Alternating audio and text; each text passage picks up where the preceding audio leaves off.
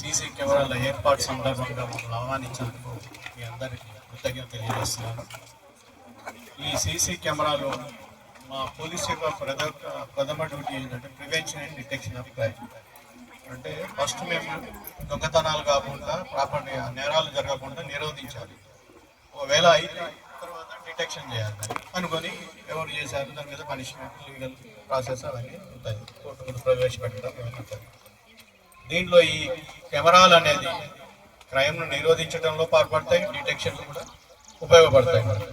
నేరం చేసే వాళ్ళు ఎవరైనా పోతున్నప్పుడు, చూస్తున్నప్పుడు, కెమెరాల ముందు వెళ్తున్నప్పుడు, ఒక్కోసారి ఈ దొంగతనం జరిగినప్పుడు దీంట్లో కెమెరాలు వాడటము, ఐడెంటిఫికేషన్ జరగటము, ఎవరు అనేది చాలా ఈజీగా మాకు ఐడెంటిఫికేషన్ చేసి పట్టుకోవడం అనేది జరుగుతుంది.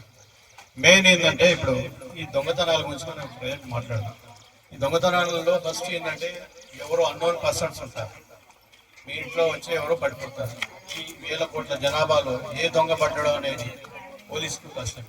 మాకు ఎలాంటి అది లేదు, దేవుళ్ళం కాదు, మేము అది ప్రొఫెషనలిజంతోనే పట్టుకోవాలి, అంతే కదా.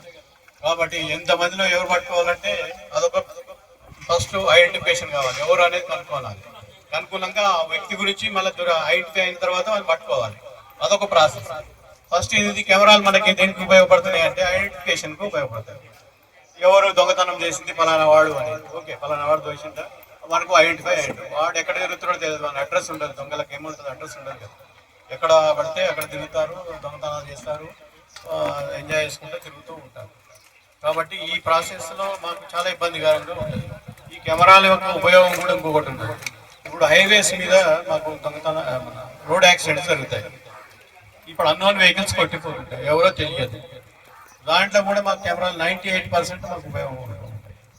ఎందుకంటే నెంబర్ ఐడెంటిఫికేషన్ అయినాక వాళ్ళ నెంబర్ ఐడెంటిఫై చేసి తర్వాత పట్టుకోవడం అనేది మాకు ఈజీగా ఉంటుంది. అంటే ప్రతి ఒక్క దానికి కెమెరాల ఉపయోగం అనేది మీరు అర్థం చేసుకోండి. దీనిలో ప్రతి ఒక్కటి ఇప్పుడు మీ దగ్గరికి వస్తాడు, మీ ఇంట్లోనే దొంగతనం జరిగింది అనుకుందాం, కెమెరాలు ఉన్నాయనుకుందాం, అంతేనా, ఉన్నాయని అనుకుందాం. దాంట్లో వాడు మాస్క్ కట్టుకొని వస్తాడు, వచ్చి దొంగతనం చేసిందని అనుకుందాం. ఇప్పుడు మీ ఇంట్లోనే పెట్టుకుంటే లాభం లేదు, రోడ్డుకు కూడా పెట్టాలి 2 కెమెరాలు.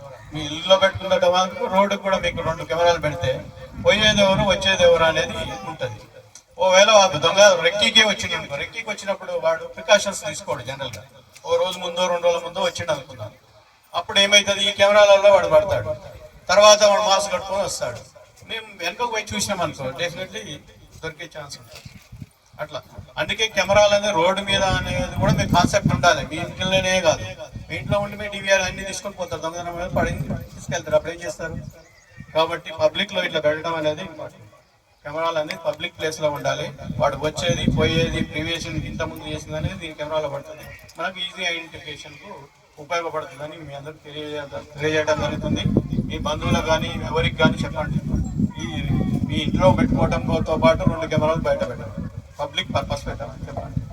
ఓకే, వచ్చిన వ్యక్తి మీ ఇంటి దగ్గర ఉంటాడు, మీ ఇంటి దగ్గర ఒక యాక్సిడెంట్ అయింది అనుకుంటాం, ఎట్లా ఐడెంటిఫై చేస్తారు, ఎవరు కొట్టేది, మీరే బయటకు వస్తున్నారు, యాక్సిడెంట్ వెహికల్ వచ్చి కొట్టి చేసింది, ఎవరు తప్పని ఎవరు చెప్పాలి, ఏ వెహికల్ అని చెప్పాలి.